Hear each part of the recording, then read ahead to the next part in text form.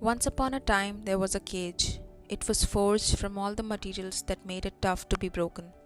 A baby bird was trapped in the cage. She was too small to understand the implications of such a small world. She loved the small world as it gave her protection. But somewhere inside, she longed to see the world outside. She asked her caretakers if this was possible. Confronted with an unconventional question, they retorted with saying that some birds are meant to be caged for their own safety. Upon seeing other birds flying freely, a sense of skepticism to that answer arose in her. Gradually, she desired to let her yearning guide her instead of staying in her comfortable abode. She started pecking at the cage continuously, day and night. Eventually, the cage gave away and she flew into the world of endless possibilities. It was too bright outside. It was scary, full of unknowns and surprises. Even with its initial hiccups, it was much more homely than the cage that had housed her for ages. That's when she discovered the essence of freedom and what it tasted like.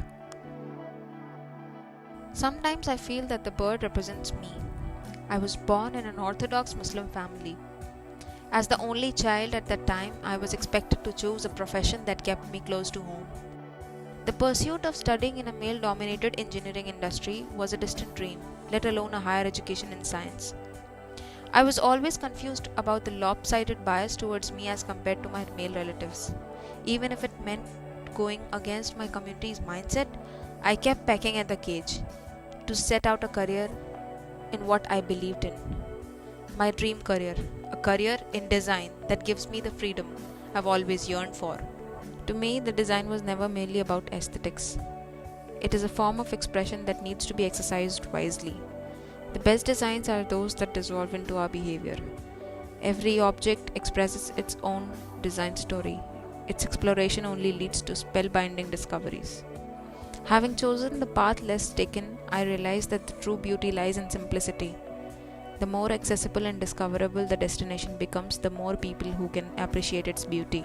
A simple standing stool is a perfect example of such a design. It has dissolved into my life so well that I do not notice its existence until it goes missing. Therefore, I believe design means striking the right balance between simplicity and desirability.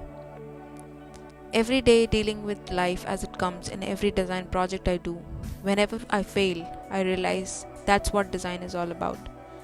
You have the freedom to fail, and then fail again, and then again, only to come out as successful in the end. And that is my design philosophy.